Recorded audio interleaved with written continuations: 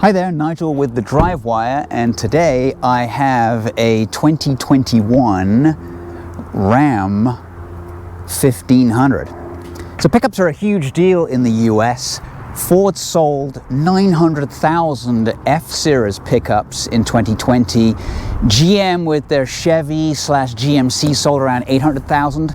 And Ram sold about 633,000 of these in 2020, all during a pandemic year. I think the only real car, and it's probably classified as a crossover, is the RAV4, and that comes up in 4th place. So these are a pretty big deal. This particular one that I have here is the Laramie version, so it's a little Texas attitude towards it. It's a 4-wheel drive. They start at 47,000, but then you add the 4-wheel drive, hill descent control, locking diffs, all that good stuff. It also has the Hemi engine, the 5.7 liter Hemi engine, and it also has these interesting little cargo boxes in each side and a multi-function tailgate. So a lot of these manufacturers right now are having a battle as to who can create a tailgate that has more functions than anybody else. So let's take a little bit of a closer look at what that tailgate looks like. So unlike the Chevy one, which has sort of a multi-functioning kind of thing and all sort of weird stuff, this one is split down the middle. But operate the tailgate here, and it has a simple, normal tailgate where you can sort of go in and push your stuff in there if you want to. It also has this cargo divider, so if you have smaller items, you can keep them a little bit more secure by moving that cargo divider. But what you can also do is a little button right here opens this tailgate out to the side, and this one out this way, meaning that if you're not very tall, you got short arms, whatever the reason, you can easily get stuff out of the back without too much problem. It's pretty clever. It's a little different to the Chevy one, but it's kind of clever, and I like it. Now this one normally has a tonneau cover. This is a loan from Ram trucks, and they forgot to put the tonneau cover on. It's not a big deal. It's a couple of clips, and it sort of folds back into a third at the far end. It's actually a little bit better not to have it, so I can show you the whole bed. Other nice thing here is this little step right here. You just sort of put that out, jump in, get your stuff, jump back out again. And then to close is simply, does require a bit of a shove to close. Put that in. Now, if you don't close this properly, it will show a warning light in the dash. Now, what you can't do, and there's some safety features involved here, is open this regular tailgate down and then accidentally open the other one so it would crash onto the floor. So you can't operate both of them at the same time. It's idiot-proof. This one has all-wheel drive with the standard suspension. You can get air suspension at a cost. This one's got these Falcon sort of semi-all-terrain tires. With this, the Hemi, the tailgate, and some other bells and whistles inside, this truck comes out to be $64,000. That's a lot of money, but in my mind, this is a great truck. It's probably one of my favorite of all the trucks out there. And then, as I said, this one comes with the Ram box feature, which basically gives you storage space inside what would normally be the wheel arch. It doesn't really take up a lot of space in terms of cargo capacity in the bed. Here you have 115 volt AC power, and then right here, if you look up here, you can turn the lights on and off. Now there's plenty of space in here, and the good news is there's one on each side to stow stuff away. Now, these can be operated with the standard key, or they just unlock with the standard automatic locks. So there's a couple of engines to choose from. This one is the 5.7 liter Hemi with 395 horsepower, 410 foot-pounds. There's the Jeep turbo diesel, a very good engine. 460 foot-pounds of torque, which is a lot more, obviously less horsepower. And this competes really well when you compare it with the equivalent Chevy Silverado. Chevy has 355 horsepower and only 383 foot-pounds of torque in their smaller engine. If you want more power, you've got to go up to the 6.2. So this one definitely is a better engine. It's got more power, and it works a lot better with this particular 8-speed transmission. Ford V8, you're pretty close to this in power. They're 400 horsepower and around 410 foot-pounds, so they're pretty similar. I believe the Ford won't tow quite as much as this one, but Ford fanboys, don't hate me for saying that, but I do love this engine. Obviously, all of these V8s are not particularly economical. I'm averaging around 15 so far, and I wouldn't expect to get much better anyway. I like the look of this car too. It's a little bit more rounded than the Ford, less angular than the equivalent GMC or Silverado. It's got the big front Ram grille. I really like it. I like the way that they've designed it. Some people prefer something a little bit more harder edged, a little bit more boxy. But you know, you can choose whatever you want. You got many different flavors to choose from. In the back, it is palatial in size. Tons of room.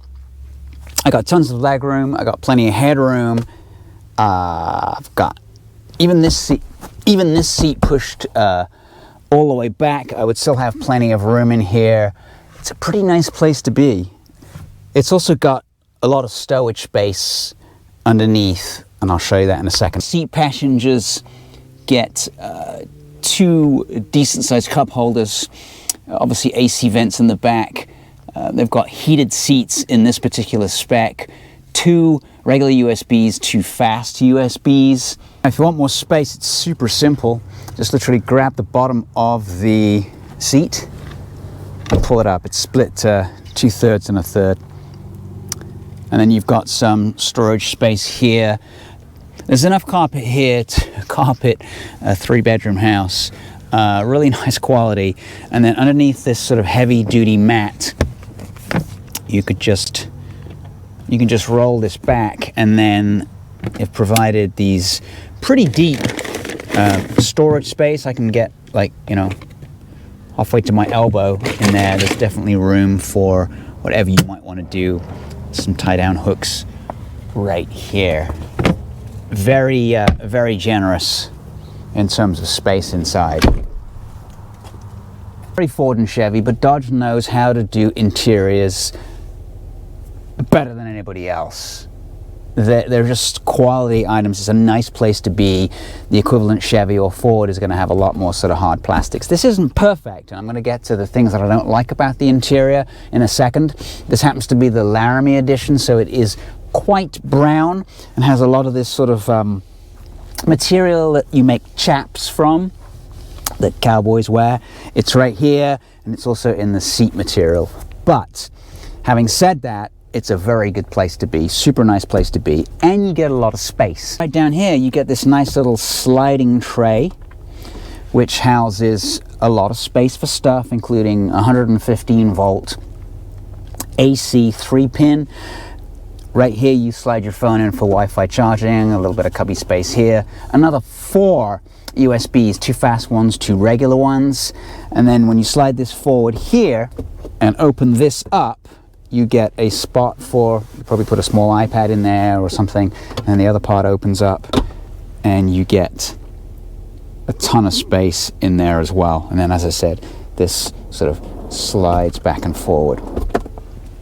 So the center stack, this one has the 8-inch touchscreen. It's the Uconnect system, which is by far one of the best systems out there.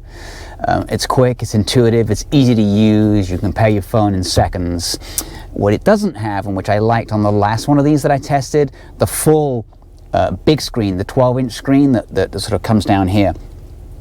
And that way, you don't have all these buttons. There's a lot of buttons, there's a lot of switches, but they all do something. So you've got your physical volume control, a mute button, hazard warning lights here, and then there's again a tuning button, which is manual instead of going through the menus here. HVAC controls. The fronts have heated and cooled seats in the Laramie edition.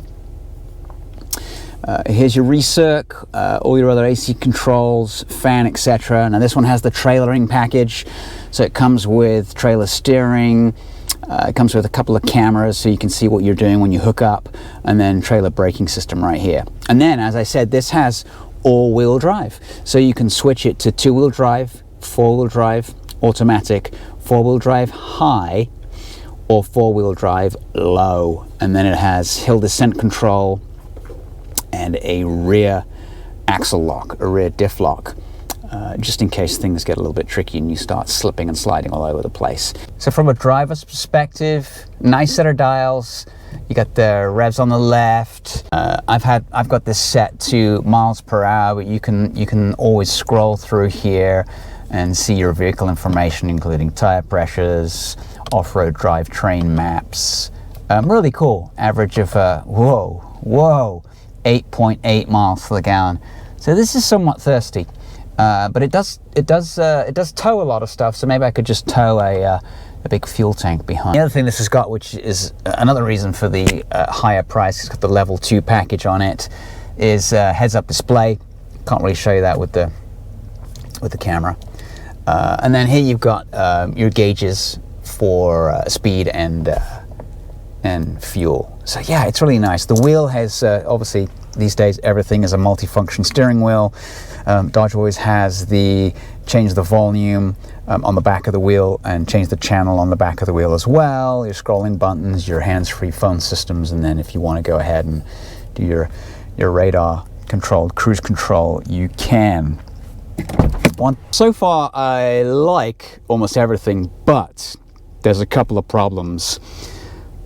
I'm not sure if this is available, if this is just because it's this trim, but this treatment around here is, if you can hear that, versus this is all solid, nice feel, quality materials up here. Same with the seats. This seriously looks like someone's taken some plastic and spray painted it.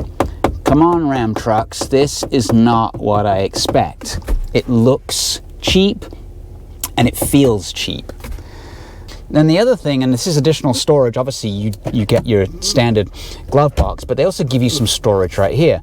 So click on this little button right here, and you got a nice little area here to put some stuff. But the problem is, you got some decent quality plastics here and here, but this thing,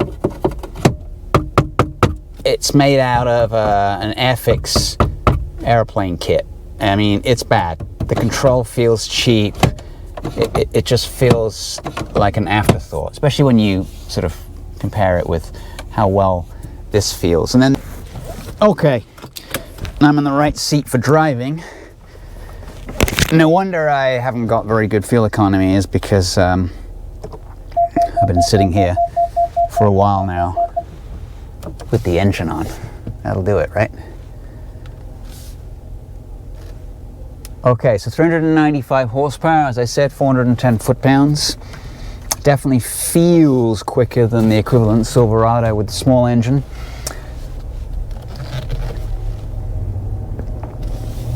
It's quiet, it's smooth. What I like the best about this is the suspension. Even the air suspension is phenomenal, and this doesn't have it. It has regular springs, coil springs, but my God, this thing is just, it rides so nicely. So, okay, let's take it for a little spin. The Hemi sounds good too.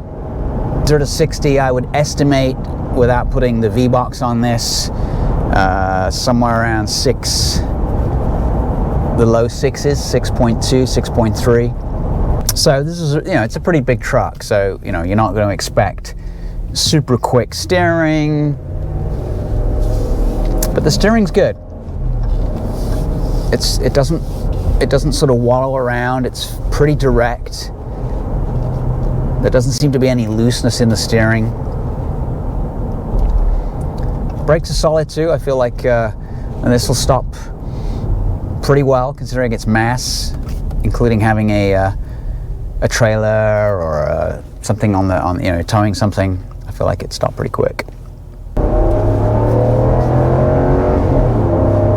It sounds good. transmission's been programmed so it dips the revs a little bit, so there's a sort of a delay. It's more programmed for comfort as opposed to sport. Obviously, it doesn't need to be sporty because it isn't. I'm not going to really test this car too much on road. I've driven it around a few places. It's very relaxing, very comfortable. It turns in pretty well in the corners. Ultimately, it is going to understeer, but it's a truck. You shouldn't be doing that anyway. So floor it, and it's smooth shifts. Progress is nice, it really is. And when I drove the equivalent Chevy, I felt, you floor it, and it's just like it just didn't quite have enough guts. And I have driven one with a trailer before, and going uphill, it did struggle a little bit. And then that forces you to either get the diesel engine, which I understand may tow less, but it has more torque, or the 6.2, which is great, but thirsty. Let's go see if we can find somewhere to get this truck dirty. A bit dusty now, but maybe we can find some decent puddles. Right, I can see something wet and muddy in front of us. So here we go. Whoa, not too much water, but a lot of mud. It's slippy through that one. Yeah. It's just around here. All right, look at this. Oh yeah.